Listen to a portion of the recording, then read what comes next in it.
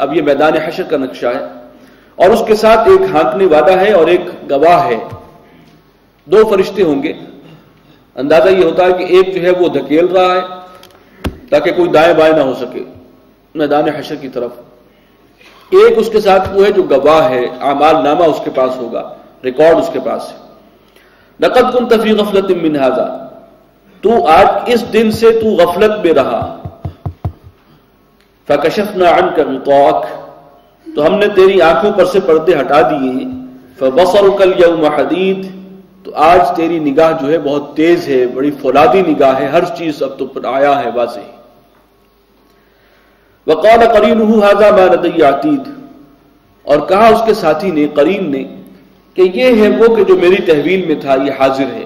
اس قرین کے بارے میں دو رائے ہیں مفسرین کی، ایک یہ ہے کہ یہ بھی کوئی فرشتہ ہوگا اور وہ پیش کر دے گا اللہ کے حضور میں کہ یہ میری امانت تھا اور یہ آ گیا حاضر، مجرم جو ہے یہ پیش کر دیا گیا۔ اور ایک رائے یہ ہے کہ یہ قرین وہ ہے جس کے بارے میں ہم پڑھ چکے سورہ زخرف میں، کہ جو اللہ کی یاد سے اعراض کرتا ہے دنیا میں، اللہ کی کتاب سے، اس کی یاد سے، اس کی آیات سے، ہم اس پر ایک شیطان مسلط کر دیتے ہیں۔ یہ وہی ہے، یہ بھی اس کے ساتھ ساتھ چلا آیا ہے، اور یہ جو ہے اس کا ذکر ہو رہا ہے، وہ کہہ رہا ہے کہ یہ ہے جی وہ جس پر میں مسلط کیا گیا تھا، یہ شخص وہ ہے جو پہنچ گیا اب اس جگہ پر۔ القیا فی جہنم کل کفار عنید، اب اللہ حکم دے گا ان دونوں فرشتوں کو، وہ جو ایک لے کر آیا تھا اور ایک اس کے ساتھ گواہ تھا، کہ ڈالو جہنم میں ہر اس شخص کو جو ناشکرا تھا اور اللہ کا اور اس کے دین کا مخالف تھا، مناع للخیر، جو نیکی سے روکنے والا تھا، معتد مریب، حد سے بڑھنے والا اور شک و شبے میں گرفتار رہنے والا، بلکہ شک میں ڈالنے والا، الذی جعل مع اللہ الہا آخر، وہ کہ جس نے اللہ کے سوا اللہ کے ساتھ کوئی اور معبود ٹھہرا لیے تھے، فالقیاہ فی العذاب الشدید، تو تم دونوں فرشتے اس کو ڈالو سخت ترین عذاب میں۔ قال قرینہ ربنا ما اطغیتہ، اب کہے گا وہ شیطان جو اس کا ساتھی تھا، وہ قرین، کہ پروردگار میں نے اس کو سرکش نہیں بنایا تھا، اب وہ اپنی صفائی پیش کرے گا وہ شیطان، ولکن کان فی ضلال بعید، بلکہ یہ خود ہی بہت دور کی گمراہی میں پڑا رہا۔ قال لا تختصموا لدی، اللہ تعالیٰ کی طرف سے ارشاد ہوگا میرے اس حضور میں، میری جناب پہ یہ جھگڑا مت کرو، وقد قدمت الیکم بالوعید، اور میں تمہیں اپنے عذاب سے پہلے ہی خبردار کر چکا تھا، ڈرا چکا تھا۔ ما یبدل القول لدی، میرے حضور بات بدلی نہیں جا سکتی، وما انا بظلام للعبید، اور میں بندوں پر کوئی ظلم نہیں کرتا، جو جس کا عمل ہے وہ اس کے مطابق اس کو میں سزا دوں گا یا جزا دوں گا۔ یوم نقول لجہنم هل امتلأت، جس دن ہم پوچھیں گے جہنم سے کہ کیا تو بھر گئی، تیرا پیٹ بھر گیا،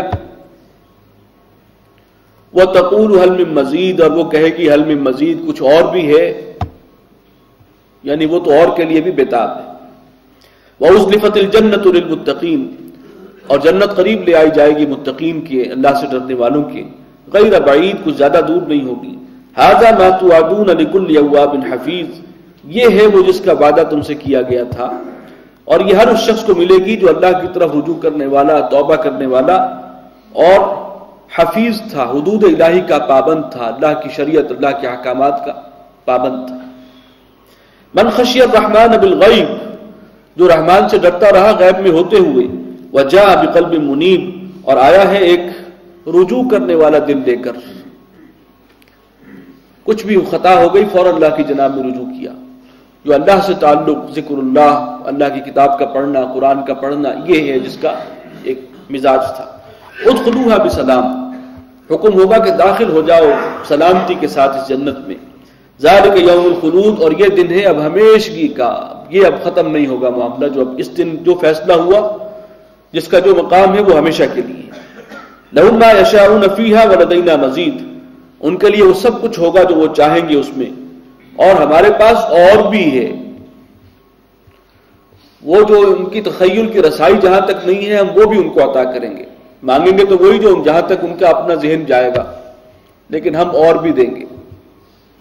وَكَمْ أَهْلَكْنَا قَبْلَهُم مِّن قَرْنٍ، اور ان سے پہلے ہم نے کتنی ہی قوموں کو ہلاک کیا، ہم اشد منہم بطشا، وہ قوت و طاقت میں ان سے کہیں بڑھ کر تھے، فنقبوا فی البلاد، تو پھر وہ شہروں کو چھانتے رہے اور اس میں جو ہے وہ بھاگے دوڑے پھرتے رہے. حل من محیص، کہ کوئی ہے جگہ بھاگنے کی، یعنی جب اللہ کی پکڑ آئی تو پھر کہیں انہیں پناہ نہ ملی. ان فی ذلک لذکریٰ لمن کان لہ قلب، اس میں ہے نصیحت ہر اس شخص کے لیے جو دل رکھتا ہے، جس کے پاس دل ہے، کوئی زندہ دل ہے، جس کا دل جو ہے وہ جو روحانی اس کی ایک شخصیت ہے، معنوی شخصیت، وہ ابھی زندہ ہے، اس کی موت واقع نہیں ہوئی. او القى السمع وهو شہید، اور یا جو توجہ کے ساتھ سنتا ہے دل لگا کر، دل کی حاضری کے ساتھ. یہ دو افراد ہیں جو نصیحت سے فائدہ اٹھاتے ہیں. ایک یہ کہ جن کا نور فطرت سلامت ہے، قلب کے اندر ابھی زندگی ہے، طالب حق ہیں، توجہ سے سنتے ہیں، دل لگا کر بات کو سمجھنے کی کوشش کرتے ہیں. ایسے لوگوں کے لیے یہ نصیحت مفید ہے اور وہ اس سے فائدہ اٹھاتے ہیں. بارک اللہ لی ولکم فی القرآن العظیم ونفعنی وإیاکم بالآیات والذکر الحکیم.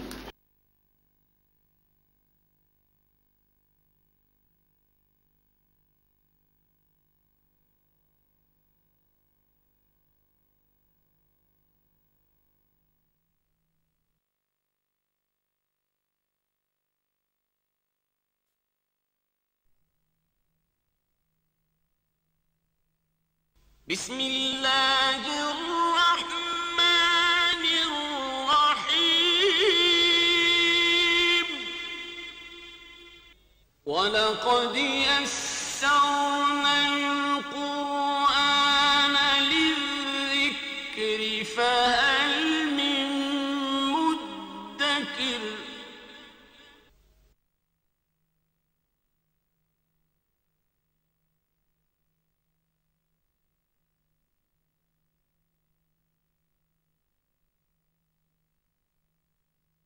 اعوذ باللہ من الشیطان الرجیم. بسم اللہ الرحمن الرحیم. وَلَقَدْ خَلَقْنَا السَّمَاوَاتِ وَالْأَرْضَ وَمَا بَيْنَهُمَا فِي سِتَّةِ أَيَّامٍ وَمَا مَسَّنَا مِن لُغُوبٍ فَاصْبِرْ عَلَى مَا يَقُولُونَ وَسَبِّحْ بِحَمْدِ رَبِّكَ قَبْلَ طُلُوعِ الشَّمْسِ وَقَبْلَ الْغُرُوبِ وَمِنَ اللَّيْلِ فَسَبِّحْهُ وَأَدْبَارَ السُّجُودِ. صدق اللہ العظیم. رب اشرح لي صدري ويسر لي امري واحلل عقدة من لساني يفقهوا قولي. ولقد خلقنا السماوات والارض وما بينهما في 6 ايام، اور ہم نے پیدا کیا آسمانوں کو اور زمین کو اور جو کچھ ان کے مابین ہے 6 دنوں میں. وما مسنا من لغوب، اور ہمیں کوئی تھکاوٹ لاحق نہیں ہوئی. 6 دنوں میں پیدا کرنے کا ذکر تو بہت دفعہ آیا پہلے، لیکن یہ جو اضافی الفاظ ہیں یہاں یہ اس مقام پر آئے ہیں کہ 6 دنوں میں پیدا کرنے کے بعد ہم تھک نہیں گئے. اور اس کا اصل سبب یہ ہے کہ عیسائیوں کے ہاں یہ کانسیپٹ تھا کہ اللہ تعالیٰ نے 6 دن میں زمین آسمان بنائے اور 7ویں دن پھر آرام بھی کیا. تو یہ ویکینڈ کا کانسیپٹ جو ہے ان کا وہ یہیں سے ہے کہ 6 دن کام کرنے کے بعد 7ویں دن آرام لازم ہے. اگرچہ اب تو ڈبل ویکینڈ کا کانسیپٹ ہے وہاں پر. ہمارے دین میں ویکینڈ کا ایسا کوئی تصور نہیں ہے، ایسا سچ نہیں ہے. اب مشورے سے کچھ طے کر لیں تو الگ بات ہے، لیکن کوئی مذہبی طور پر وہ ایک عقیدے کے طور پر نہیں ہے. تو اس کی نیگیشن ہے کہ ہمیں کوئی تھکان اور کوئی تھکاوٹ لاحق نہیں ہوئی تھی کہ ہمیں آرام کی ضرورت پڑتی. فاصبر علی ما یقولون، تو اے نبی آپ صبر کیجئے ان باتوں پر جو یہ کہتے ہیں. وسبح بحمد ربک قبل طلوع الشمس وقبل الغروب، اور آپ تسبیح کیا کیجئے اپنی رب کی حمد کے ساتھ سورج کے طلوع ہونے سے پہلے بھی اور غروب ہونے سے پہلے بھی. ومن اللیل فسبحہ، اور رات کے کچھ حصے میں بھی اللہ کی تسبیح بیان کیا کیجئے. وادبار السجود، اور سجدوں کے پیچھے، یا اس کا ایک ترجمہ یہ بھی کیا گیا کہ ستاروں کے ڈھلنے کے بعد، وہ جو رات کا آخری پہر ہوتا ہے اس میں بھی وہ وقت ہے کہ تسبیح و تحمید، اللہ کی یاد، اللہ کا ذکر. اور دوسرا ایک ترجمہ یہ ہے کہ سجدوں کے پیچھے یعنی فرض نمازوں کے بعد. فرض کے بعد بھی یہ نہیں ہے کہ اب ذکر اللہ کا معاملہ ختم ہوا، بلکہ تسبیح و تحمید